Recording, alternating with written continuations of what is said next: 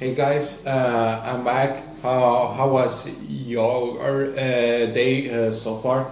I hope it was good, and uh, they can't spend a lot of time calling you beautiful because you people are beautiful. But I'm gonna talk about a very beautiful thing, which is part three of JoJo's Bizarre Adventure. This is the second part, and don't worry, I will save it all in a playlist.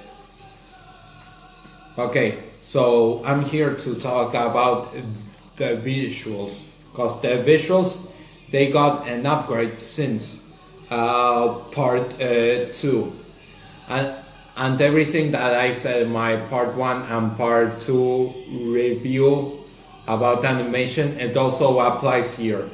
But something that I'm not okay with in part three, just a nitpick, with the cheese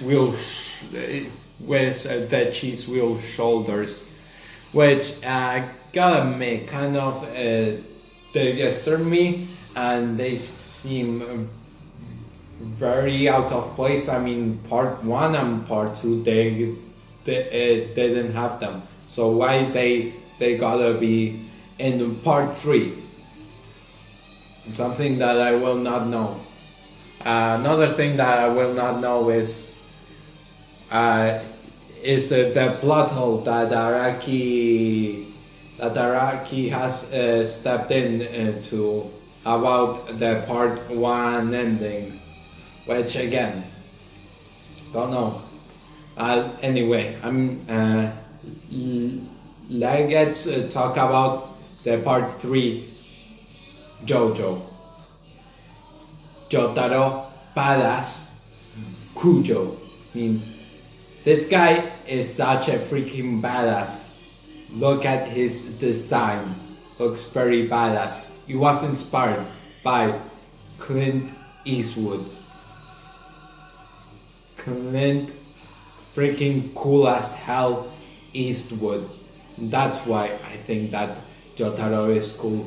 But he's also a badass, because he's like, Yore does it. You think you beat me, but you didn't, cause I did this instead.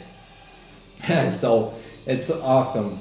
And Jotaro is mostly an internal character, and I didn't know if I used this technicality before, but Jonathan, I describe him as a straightforward guy. He reacts, he's a reaction kind of guy, so it makes him external. And Joseph is between both internal and external, just because he sometimes acts the way his grandfather would act, but he also has internal thinking, internal mechanics. So when Jotaro is internal, because he doesn't do much TBH.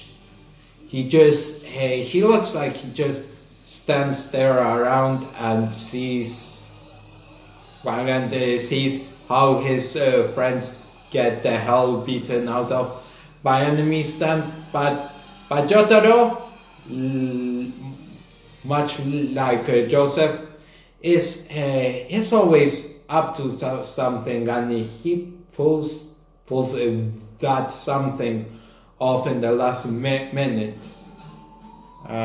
Sorry, I will just talk over it, or I'll wait for it. Okay, so Jotaro is an internal character. We don't know much about him and his feelings in part three. All that we know, like the beginning of part three, is he calls his mother a bitch. Jonathan does not like that. Uh, does not like it at all. But who cares about Jonathan? Because his body is now attached to the head of Lord Dio. Why did I just call him Lord Dio? Am I becoming Pucci now? Damn, that is bad. I'm sorry, guys. They're not mean to call him Lord Dio or Dio-sama. Yeah. So Jotaro, he's a tsundere, basically, a guy who masks his feelings under this tough exterior of yore dase. You're so annoying, you bitch, and so on. I'm sorry, I don't mean any disrespect, because I respect women a lot. In fact, in my stream of Spider-Man, in the second part, I respected them a lot. So if you doubt me, go watch the Spider-Man streams. Cause guess what? Counted Despacito 2-3 in the game. Anyway, back to topic. So yeah, he's a tsundere. Male tsundere, such as Vegeta, who's also a male tsundere character. And the archetype is that the tsundere characters are females. For the most part, they still are, but sometimes we get an odd case, such as Vegeta and Jotaro. Oh man. Yeah, so at the beginning of part 3, I was okay with him, with Jotaro, and I guess I tolerated him because his voice actor Daisuke Ono, he does such a great job with the performance of Jotaro. I mean, sounds really cold, which is what you would expect from a guy like Jotaro. But he can sound sweet whenever he needs to. Also, magnificently played is old Joseph, portrayed by the late Unsho Ishizuka. Again, I'm sorry if I mispronounced the name, but that voice actor was such a legend in the voice acting anime industry, because I mean, he portrayed a lot of characters, and he was in dubbing, Japanese dubbing of American movies, such as Cloudy with a Chance of Meatballs. So that's great. Joseph, Jogataro. Sometimes he can show his emotions. For example, in episode 2, he asked his mother because she looked pale, and he asked if she was okay, which was kind of a sweet moment. For me, I saw it as a sweet moment. So, with every other member, Joseph, the likable Joseph, he is better in this part than than he was in part 2. He's better revolved. He has aged so now he has his some morals in such a good place, and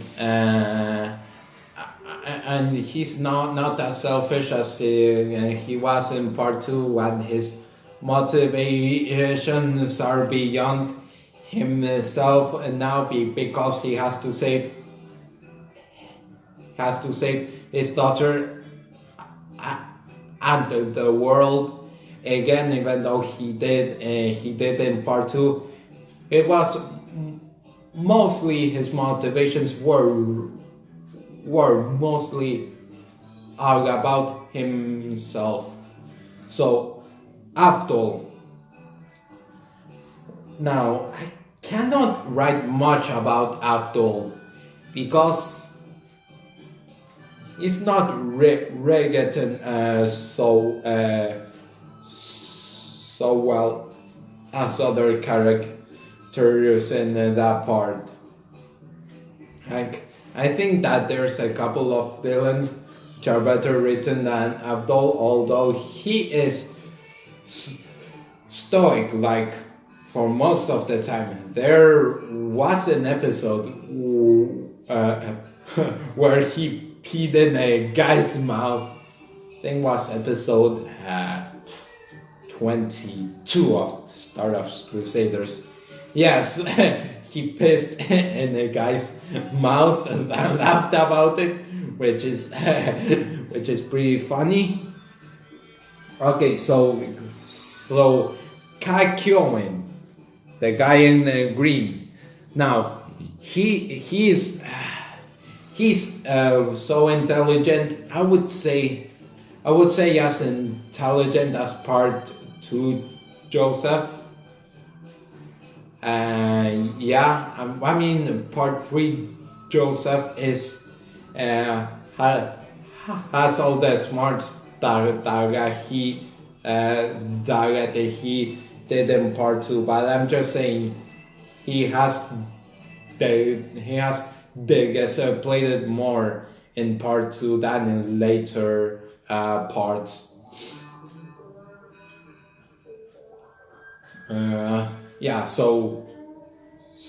So Kakyoin is the brains, but Joseph is the leader of the Stardust Crusaders. I forgot to mention that. So yeah, he is the leader, and I get why he's much more mature than the rest of the team.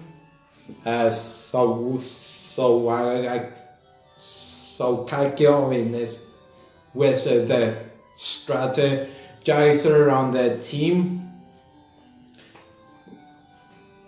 while the Polnareff is just the clown of the group, much like Joseph. So so he's the clown, which is funny because I was the class clown for a long time in my school.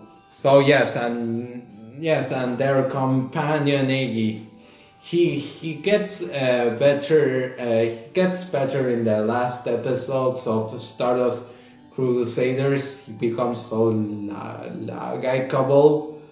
Like I liked him much more than at the beginning of the second half of Stardust Crusaders. Okay, so because I'm done describing them, I would say that everything relies on their chemistry. It's because they guess it's a road trip kind of tale. So a lot it depends on their chemistry together, or and they all work so great with each other, I mean, we have some cases of Kakyoin and Polna left alone against an enemy which attacks in reflections, and these two guys they own that guy. They own that stand user. There's also Joseph and Davdol. You see them a lot together because they have not known each other for some time now.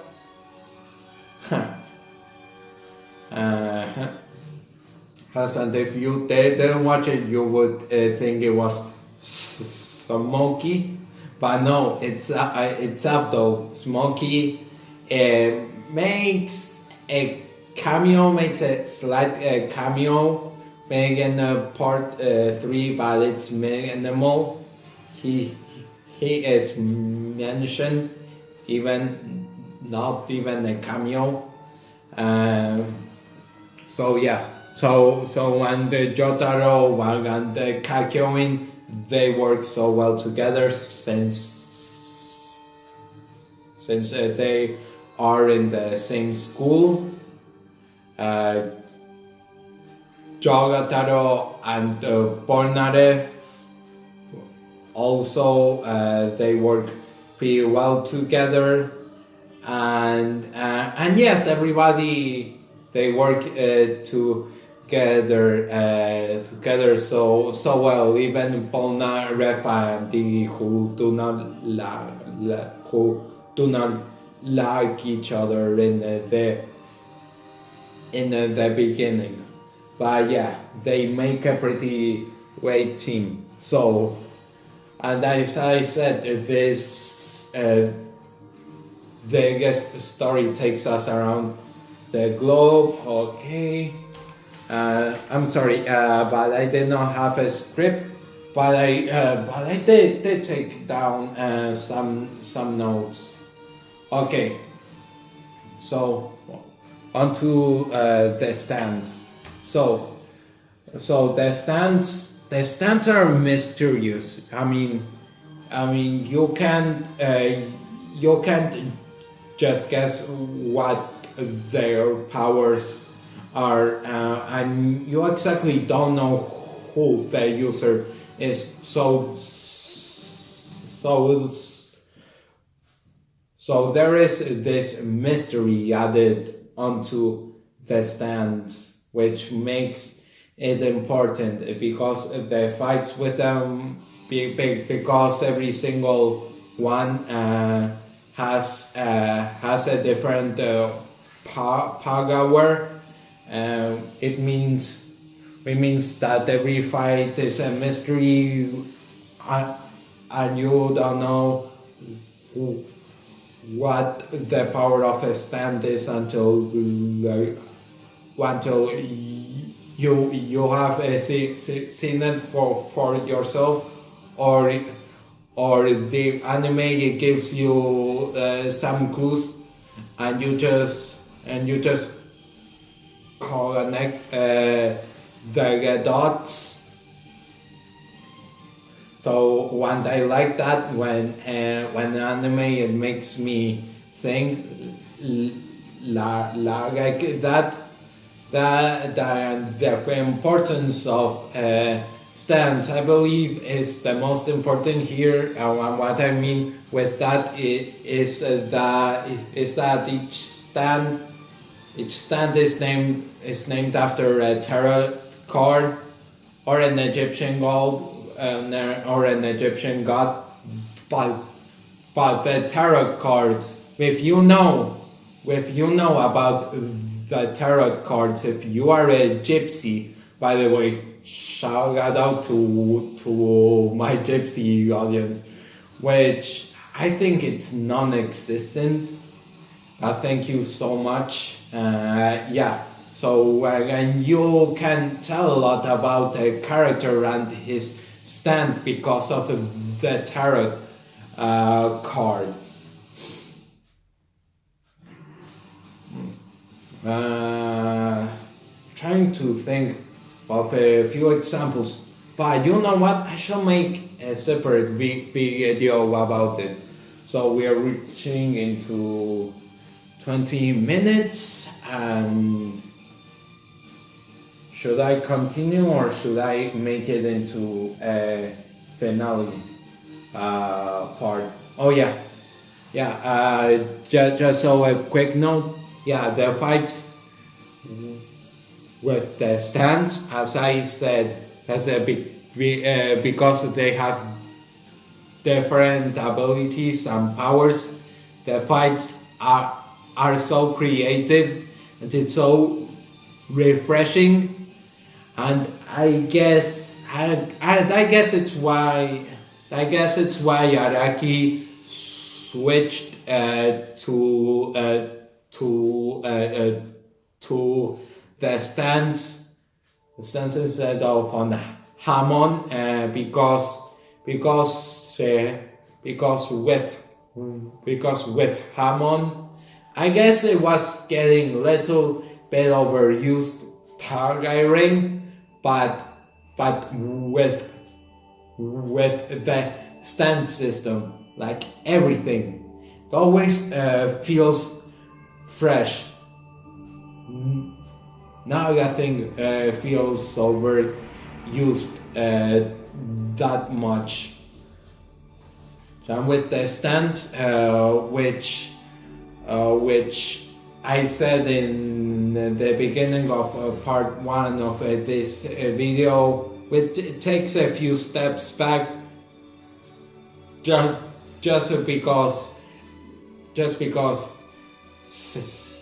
because the same as in part 1, and then get to Karaki, I'm getting used to. So with like he had to start all over again, but he already built up a narrative around, so it was easier for him to catch up to this. I mean, in part 2 of Stardust Crusaders, in the second half, you barely see those flaws which are present in the first half of Stardust Crusaders. Oh yeah, and I said that in part 4, that there's no better villain than Dio until part 4, and that's why it's because Dio is the villain of part 1, part 3, and indirectly part 6, and then part 4 he also indirectly he basically F's everything up. Anyway, I'm gonna go into the finale. I don't have a lot left that I see in my notes, so thank you guys for watching. I'll see you guys later today.